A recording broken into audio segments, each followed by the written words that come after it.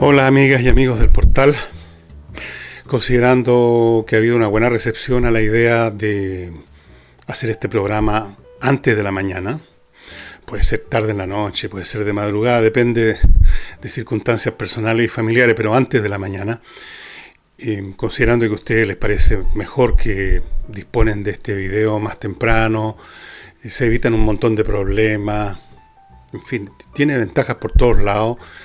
Tiene de la desventaja, si es que es una desventaja, de que la iluminación es un poco mortecina. Parece que estuviéramos en un velorio. Pero es lo que hay, ya mejoraré un poco la iluminación. Creo que hoy día improvisé un sistema que está dando una iluminación un poquito mejor, pero ni siquiera estoy muy seguro de eso. Pero en fin, vamos a entrar a los temas. Hay un tema que, a pesar de ser internacional, parece que interesa mucho, y es el resultado de las elecciones en el Parlamento Europeo, que como ustedes saben es el Parlamento no de cada nación europea, sino que de aquellas naciones que están en la Unión Europea, y representa a la Unión Europea como tal, no a cada país.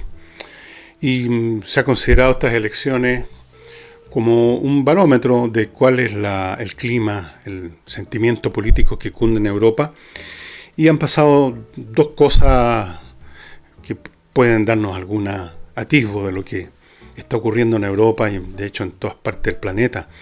Primero, la participación de los ciudadanos de la Unión Europea ha sido bastante mayor. La anterior vez había sido el 40 y tantos por ciento, pongamos 45, ahora fue más del 50 y tantos. No es algo tremendo, pero es importante. Hubo más votación, hubo más interés. Y segundo, son los resultados que, digamos, son bastante complejos, porque cada país ha tenido distintos resultados con los mismos bloques, pero sí hay algunos factores comunes. Uno de esos factores comunes ha sido el derrumbe, en algunos casos bastante fuerte, que se refleja por lo tanto en la composición final del Parlamento Europeo, bastante fuerte, digo, de los partidos de centro. Los partidos que son representativos o eran representativos, podríamos decir, del statu quo.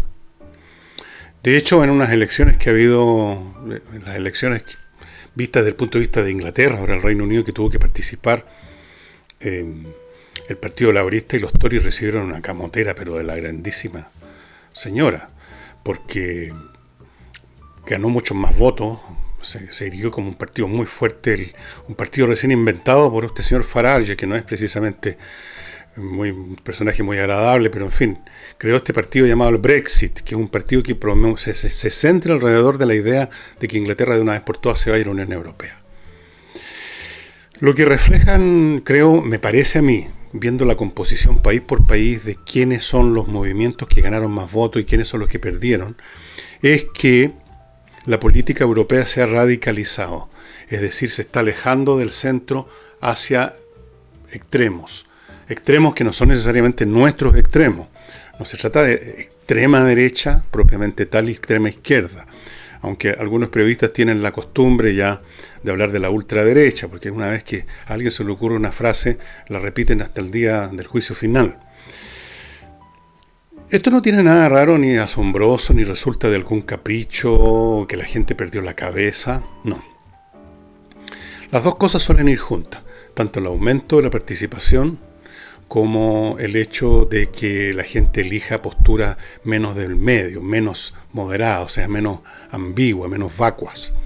Es evidente que cuando una sociedad, en este caso la sociedad europea en general, pero también cada una de ellas en particular, cuando enfrenta situaciones donde hay que tomar opciones que son fuertes, importantes y en algunos casos radicales, sencillamente no hay espacio para las posturas intermedias.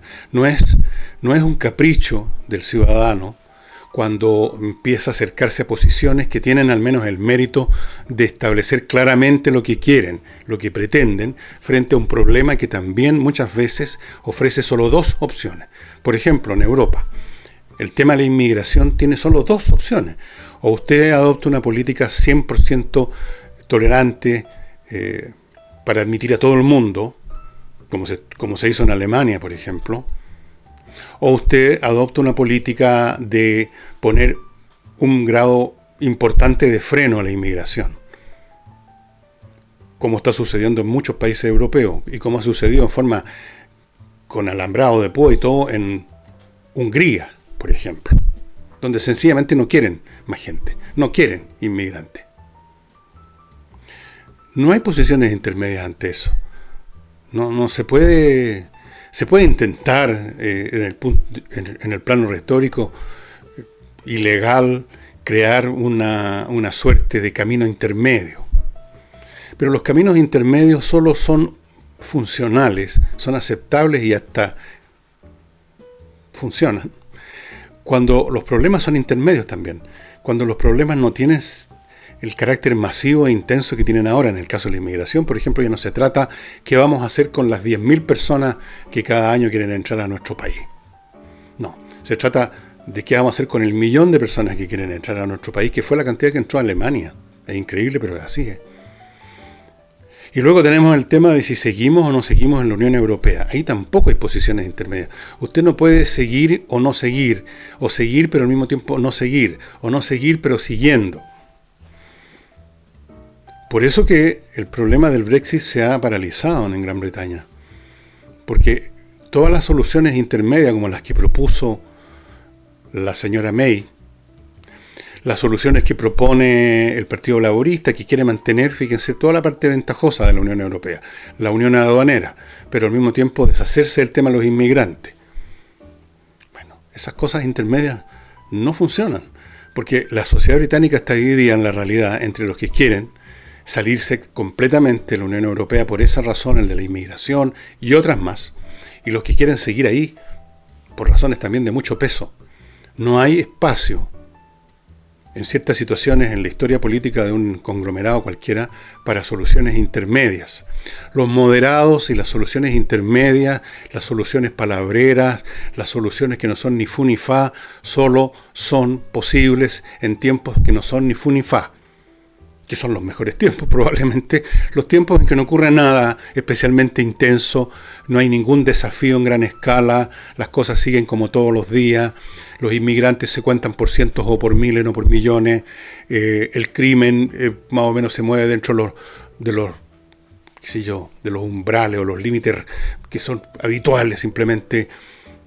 Bueno, la lucha política no pasa, digamos, de las gritaderas en los parlamentos, no llega a la calle, no emergen grupos extremistas. Bueno, en tiempos así, como los que hemos vivido en Chile en distintos momentos, todas las sociedades tienen estos momentos calmos, cuando algún modo de acomodamiento político, social, económico y cultural se estabiliza y dura por un tiempo. Después se generan externalidades y desafíos y situaciones y conflictos que generan otra etapa, otro periodo de turbulencia, como por ejemplo el que estamos viviendo en Chile todavía. Y en periodos así no hay espacio para los que no son ni chicha ni limoná, como decía esa vieja canción. Y eso es lo que estamos viendo en Europa. ¿Sí? No es un tema que la gente se volvió loca, que se pusieron unos fascistas y los otros comunistas, no. Se trata de que las opciones que la realidad misma imponen son radicales, o sea, van a la raíz de la cuestión. Eso. Un tema muy nacional que emergió, me parece, hoy día, a raíz de una investigación y unas declaraciones que hizo el presidente Codelco respecto a la comparación entre la productividad de los mineros chilenos y los peruanos. Bueno, ha generado algún grado de conmoción, por así decirlo, porque este señor muy duramente dijo de frentón que los peruanos, los mineros peruanos, nos dan cancha, tiro y lado a los chilenos, en términos de productividad. Y esto provocó inmediatamente una reacción. Por supuesto, aquí hay un elemento de chauvinismo que seguramente jugó un papel. Otros han mencionado también algunos elementos, como que esto no es un tema de flojera, dicen ellos, sino que es un tema de cómo está estructurado el sistema laboral en la minería. Por ejemplo, decían, las máquinas están funcionando solo 16 horas al día, en otros países están prácticamente todo el día funcionando porque hay distintos turnos por lo que sea. Otros dicen de que hay las prácticas industriales, no el tema de cómo son los trabajadores, sino que las prácticas institucionales le dan demasiado peso a cuestiones gremiales o de seguridad, dijo alguno, que llevan las cosas al extremo y también estarían afectando la productividad. En fin, yo no sé exactamente por qué vector va la cosa. El hecho de la mayor productividad de los trabajadores mineros, no solo en Perú, sino que prácticamente en toda otra parte donde haya minería de cobre, es un hecho, eso no es discutible, es un hecho. La productividad es un hecho matemático, tiene una certeza matemática. La cuestión son las causas. Y ahí está la discusión, si es un tema, cuál es la razón. Ahora, para mí, la cuestión va más allá de la minería. Yo creo que el problema de la productividad es universal en Chile. La productividad es baja, no solo en la minería. Hay una, como dijéramos, hay por distintas razones, en algunos casos atendibles, en otras no tanto, una cierta cultura nacional en relación a las maneras de trabajar que no promueve la productividad, para decirlo derechamente. Eso uno lo nota incluso en el cotidiano, ¿no? Hay estadísticas sobre la productividad, en todo caso, los trabajadores chilenos son bajas. Pero fuera de eso uno tiene una experiencia diaria a nivel de las oficinas, públicas o privadas, especialmente las públicas, en el comercio, la manera como atienden, cómo se trabaja en el comercio, en la educación, la manera como trabajan los profesores, para no hablar de los alumnos, porque estudiar es un trabajo también en cierto sentido, y su productividad se mide por los resultados del CIMSE y otros. Tenemos una estructura cultural, no voy a decir racial, pero cultural, institucional, una historia, que promueve cierto relajo, promueve cierta actitud de llegar a la oficina y gastarse una hora preparando un desayuno, que ya es un segundo desayuno. Promueve la cultura de dejar trabajando en la silla al vestón, mientras está en un pasillo tomando café, otro rato. La costumbre de, antes de la colación, ya empezar a parar todo, se caen los lápices de las manos. La costumbre de irse lo antes posible, ponerse las zapatillas, como dicen aquí. La costumbre de no molestarse en atender bien a un cliente que entra a una tienda, para que se vaya una vez por todas. ¿Tiene tal cosa? No, no hay. No, te ofrecen otra. No, no hay. Como quien dice, ya váyase ahora, no joda. Es un mal muy grande. Algunos, antiguamente, cuando no había tanto miedo a las denuncias, a que lo reten a uno en las redes, se hablaba simplemente que los chilenos son flojos. Pero eso parecía siempre una explicación demasiado de vieja, que no sabe nada. Aquí hay un tema estructural, compañero Villegas, aquí hay un tema vinculado con la explotación del hombre por el hombre. Bueno, no sé, hay elementos estructurales, institucionales, legales, costumbres, resentimientos, como si trabajarle a alguien, al dueño de la tienda, al dueño del negocio, ya fuera como una humillación. Entonces, por lo menos, trabajemos lo menos posible, ¿eh? Saquemos la vuelta, hagamos la cimarra, robemos el papel confort, además, la pasadita.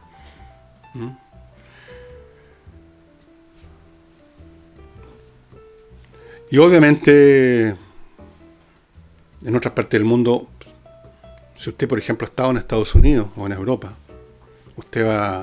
se le van a abrir los ojos como plato cuando vea que allá un trabajador de mala calidad es despedido sin contemplación en 5 minutos y no pasa nada. Acá vaya usted a echar un trabajador, porque inmediatamente vienen las acciones en la dirección del trabajo, donde hay una cierta inclinación siempre a favorecer y atender el punto de vista del trabajador. Yo he conocido infinitos casos de empresas que conozco de muy cerca, de las prácticas abusivas, no del empleador, sino que del empleado. De ser mal empleado y después, si lo echan, pedir unas indemnizaciones, inventar historias. De luego ahora se está inventando lo del acoso. Esa cuestión se sumó al repertorio de las quejas. No somos un país que destaque por un espíritu laboral intenso, donde la gente realmente trabaja sus 8 horas intensamente, concentradamente, y después se van para la casa. Acá vemos, de hecho, un espectáculo distinto que yo me tocó verlo mucho cuando estaba no en las empresas de comunicación donde trabajé, que iba a hacer mi programa y me iba nada más. Pero antes de eso. Y es que la gente se queda mucho rato en las oficinas haciendo el papel, el numerito del que se queda hasta tarde, que nadie se vaya primero que el jefe, se van atrasando. Pero eso no es productividad. En Europa, a la gente a las 5 de la tarde se les cae el lápiz. Pero por Dios que han trabajado durante su periodo laboral. Se van temprano porque han trabajado fuerte. Acá se van tarde y han trabajado como las pelotas. Muchas veces. Y uno lo ve en todo orden de cosas. No nos engañemos. Dejemos de lado el patrioterismo pelotudo y decir, no, pero ¿cómo van a ser mejores trabajadores los peruanos? Por supuesto que son mejores trabajadores. ¿Por qué creen ustedes, estimado amigo? Y pregúntenle a la gente, a los dueños de tiendas donde ustedes vean trabajando personas de otros países. Yo hago siempre la pregunta, ¿qué tal son sus trabajadores o peruanos, o colombianos, o venezolanos, haitianos, etcétera? Me dicen, estupendo, mucho mejores que los de acá. Trabajan, no se pasan tratando de sacar la vuelta, rezongando y poniendo caras como que los están martirizando porque están trabajando. Se sienten como victimizados, porque tenemos la cultura de la victimización. Aquí el que menos es víctima, un mártir. Así que lo que ha hecho este señor de Codelco a propósito de los mineros de Codelco es simplemente decir la pura y santa verdad nomás, pues. En relación a la gente de la minería del cobre. Pero yo insisto, amplío el tema a todos los trabajadores en todas las ramas chilenas. ¿Por qué es así? ¿Por qué se desarrollaron esas costumbres? Ese es un tema para otro programa.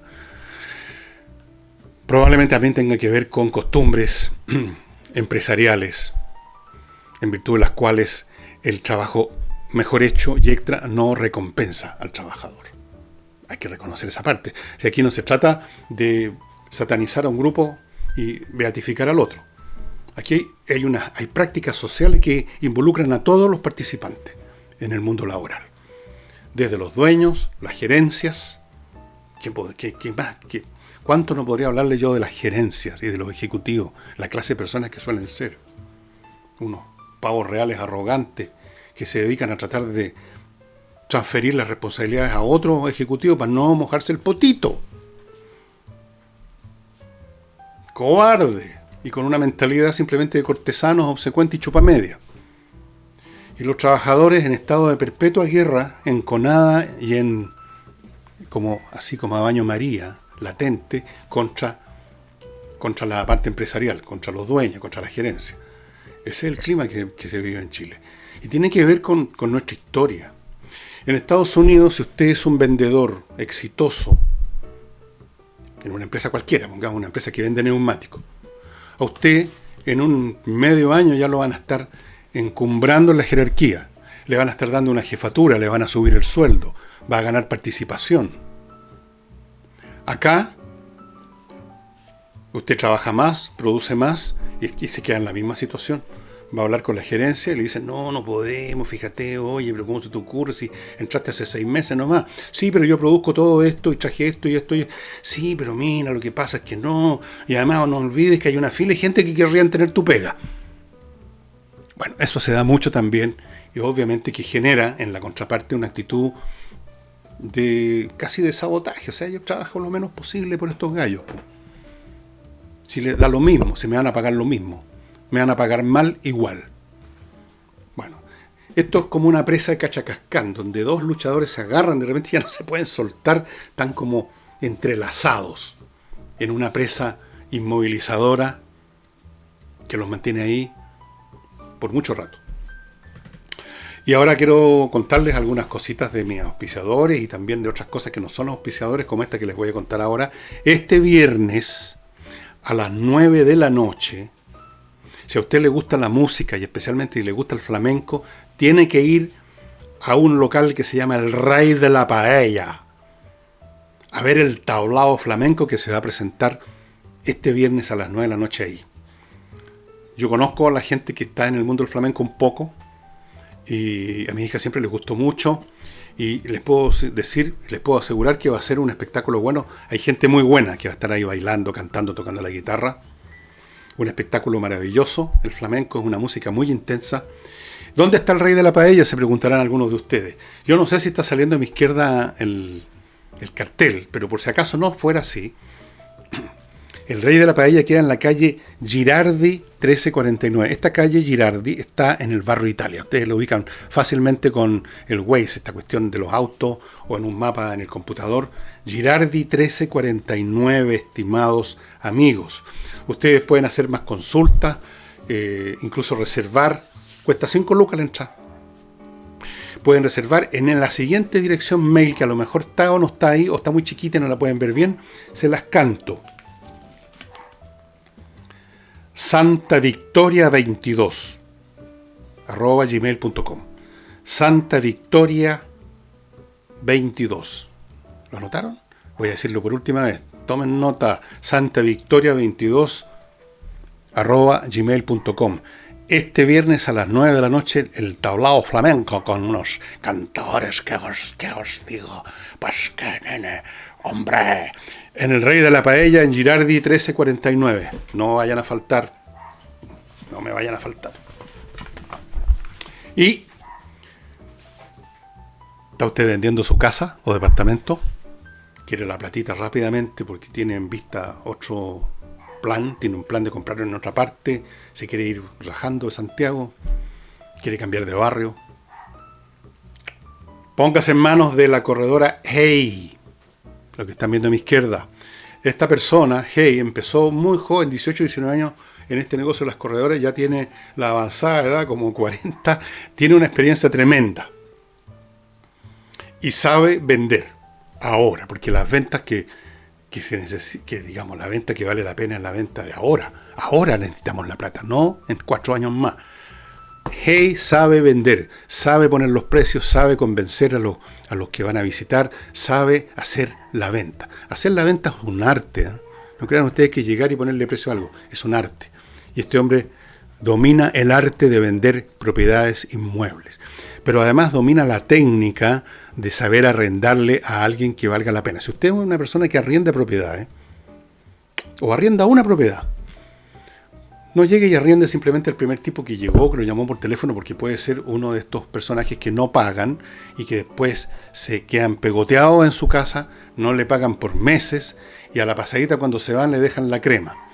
Póngase en manos de Hey, que sabe a quién arrendar. Tiene un ojo clínico para arrendar. Y si usted administra muchas propiedades que arrienda, páseselas a Hey para que se las arriende, para que se las administre mucho mejor. Olvídese el temita de los teléfonos. Me pasó tal cosa, me pasó tal otra, qué sé yo, todo eso, un lío. Póngase en manos de Hey para todas estas cosas. Y en materia de joyas, póngase en manos de Baumex.com. Baumex.com es la joyería online más grande de Chile. Tiene el mayor surtido de joyas. Toda joya, hablo de joya, o sea, oro, plata, piedras preciosas. Joyas. Y con diseños únicos. Los diseños de artífices europeos que conocen su oficio como una tradición familiar que puede remontarse a la Edad Media. Artistas, son verdaderos artistas. Entonces usted puede comprar una joya mucho más hermosa y otra cosa, puede comprarla con un 30% de descuento. 30%, amigos y amigas. 30, dije 30. Y ahí está la dirección, baumex.com. No pierda, mire, no pierde ni un peso en abrir ahora baumex.com y echar una mirada a lo que hay. Y después continúo con mis otros sponsors, me quedan un par.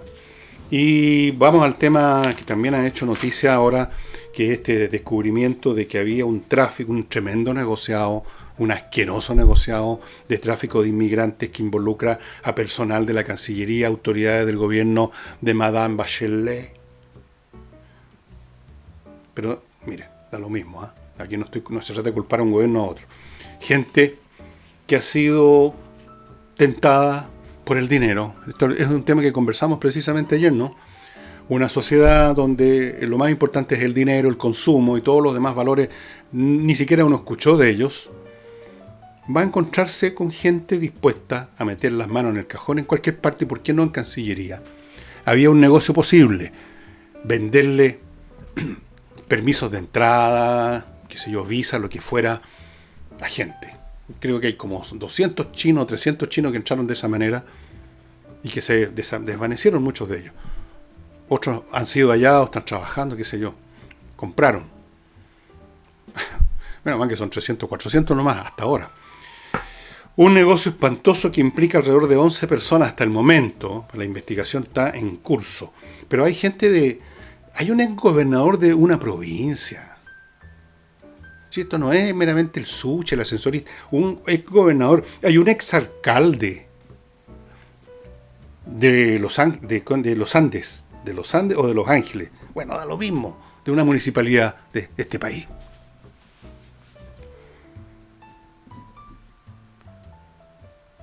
¿Qué les parece? Y por supuesto, ya hay algunos, cuando recién explotó esto, inmediatamente estos genios deslumbrantes de la oposición, que ignoran hasta las cosas relativas a su propio trabajo, a la administración del Estado, inmediatamente le echaron la culpa o intentaron empezar a cargarle el fardo a este gobierno. Ahora, resulta que estas cosas ocurrieron en el gobierno de la señora Bachelet, empezaron a funcionar estas cosas. Podían haberse enterado un poquito mejor, pero no lo hicieron. Y entonces, ahora se van a quedar callados, supongo, que es la táctica siempre. Cuando empiezan a vociferar y de repente se dan cuenta que se pillaron los dedos, se quedan calladitos. Lo mismo sucedió con el tema de la reforma curricular, de la cual también hablamos ayer. Ya también habían algunos de estos que saltaron, estos señores expertos en historia, pues, gente que se ha leído a Toynbee, que se ha leído a Francisco Antonio Encina, incluso a Baradit lo han leído. No, ese capaz que se lo hayan leído. Todas estas personas que saltaron, ¿no? Los grandes defensores de la cultura, que no saben ni hablar muchas veces, que no leen nada, desde luego no leen ni siquiera los proyectos que llegan a veces y los votan sin haberlos visto.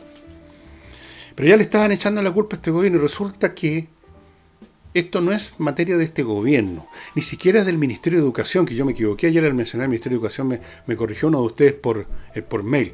Es el Consejo Nacional de Educación, que es un organismo intemporal. ¿Creado? ¿Cuándo? A ver, adivinen. Y la discusión sigue otra vez en el plano superficial, de que no, que sí, que no va a haber menos, sino que va a haber más, que este ramo no debiera estar aquí, sino que debiera estar allá, etcétera. Bueno, ¿en manos de quién estamos? Cuando uno abre la prensa en la mañana o en la noche, en cualquier momento, y ve a personas que ganan 12, 13, 14, 15, 16, 18 palos sumando todo y no pagan impuestos por esos ingresos. ¿Sabían ustedes? Cuando uno los ve, cuando uno los oye, personas que legislan, personas que están asumiendo la responsabilidad de representar a un fragmento del país. Yo creo que cualquier persona de inteligencia normal y de decencia normal se pondría a tiritar de solo pensar la posición en que lo han puesto. O sea, uno lo eligen diputado o senador, nada menos que representar un pedazo grande del país y dictar leyes que van a afectar el presente y el futuro de la nación. Entonces me imagino que esa persona medianamente inteligente y medianamente decente se pone a estudiar como loco todo lo que puede, no solo los proyectos que recibe, se pone a estudiar cuál es el organigrama del Estado, cómo funciona el Estado. Y entonces empieza a averiguar algunas cosas, como que esta cuestión curricular venía de varios años atrás, que no fue invención de la ministra de Educación, Marcela Cubillo. Se habrían enterado, digamos, del ABC del asunto, pero no lo hicieron. Hay algunos que no lo hicieron. Hay muchos que no lo hicieron. Entonces uno no tiene otra conclusión que llegar, que a la siguiente, que estamos en manos de una horda de saltimbanquis y bataclanas, en su gran mayoría. Saltimbanquis a veces de la farándula, bataclanas del entertainment, tipos que salen no se sabe de dónde, que no saben ni hablar, y cuya ignorancia es inmensa. O sea, vuelvo a decir, si a uno le hace a esta gente una prueba de conocimiento, una prueba de actitud académica, al estilo antiguo, una PSU incluso, con lo facilona que es, yo creo que queda el rajaderío nomás ahí, pues no salva ni uno. Así es que eso. No se estudian con seriedad los temas. Fíjese que el tema de la educación es el tema más serio que tiene este país. La educación no es otra cosa que la manera como va a ser la próxima generación, ni más ni menos. Y la manera como va a ser la próxima generación, en su mente y en su espíritu, es la manera como va a ser esta sociedad. Es tan simple como eso.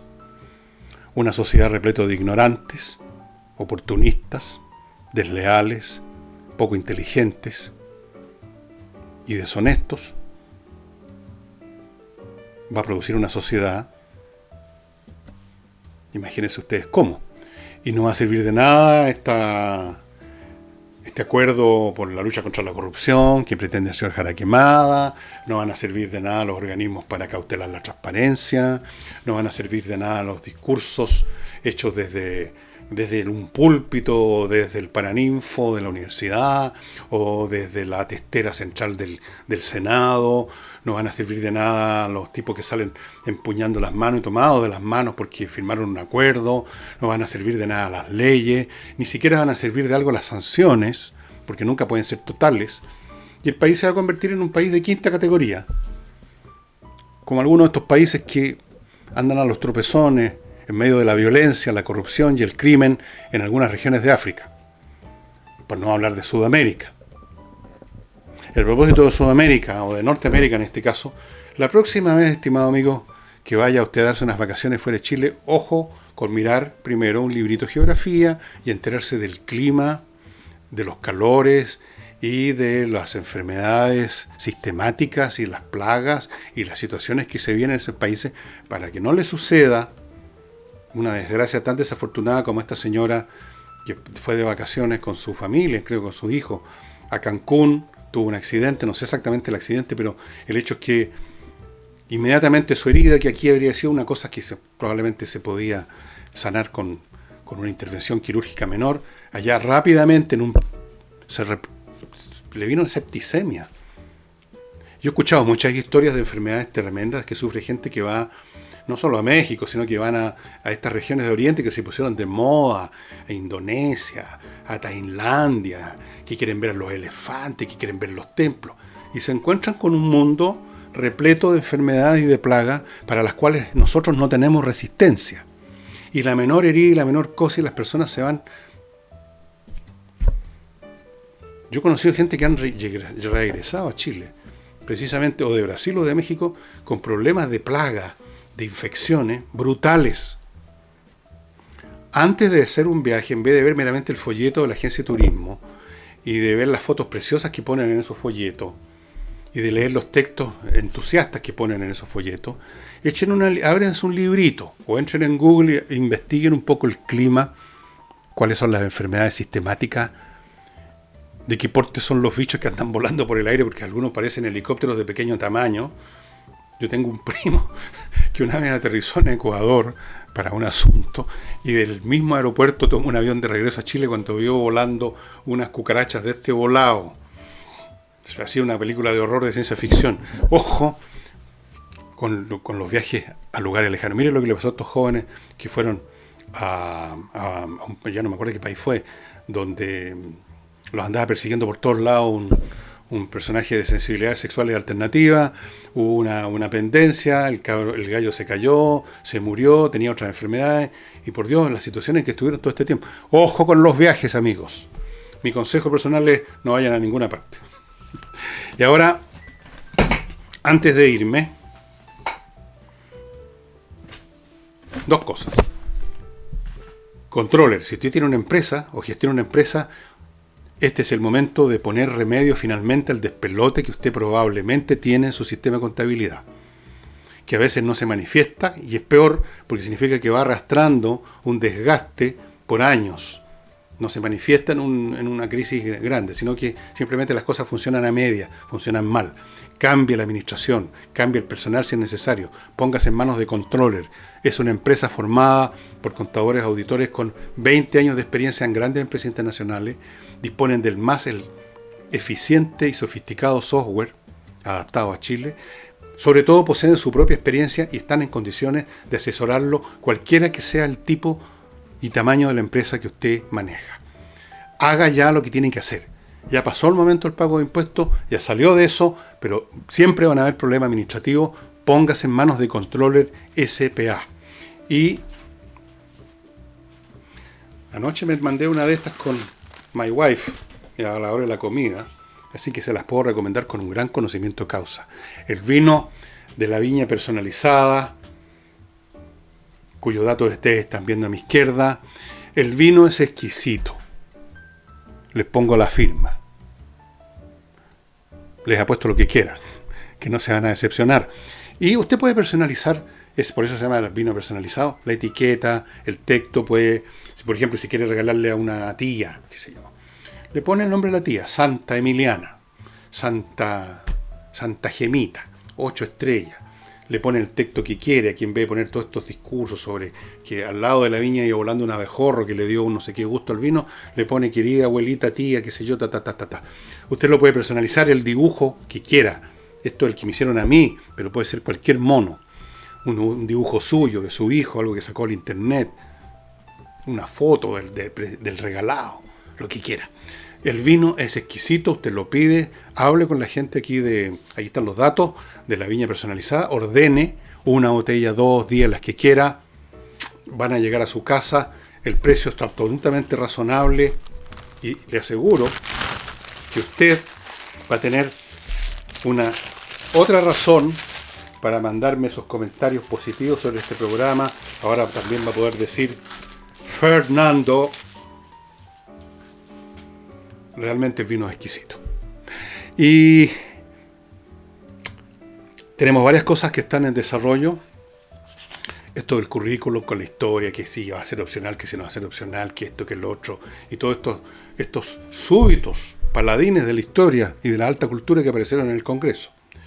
Tenemos el tema de la Cancillería, de estos funcionarios de Cancillería, funcionarios de gobiernos anteriores, pero podría ser de este. Si aquí el delito, estimados amigos, es transversal, ¿ok?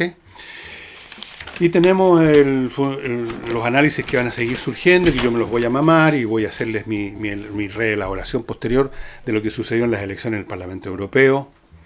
Y el tema de la productividad de nuestros trabajadores. Yo sé que estoy diciendo algo muy antipático y que muchos de ustedes me están odiando en este momento por decir esto. Que se cree y llega que nos viene a tratar de que somos poco productivos. No soy yo. Son todos los estudios que se han hecho sobre productividad, son lo que dijo este señor de Codelco sobre los obreros de la minería del cobre, y son lo que ustedes mismos experimentan en lo que ven a su alrededor y quizás, perdón señor, quizás sus propias prácticas pues, laborales. Si todos nos contaminamos con estas cosas, si aquí no hay santo, somos todos pecadores. Ya, los espero mañana, sin falta.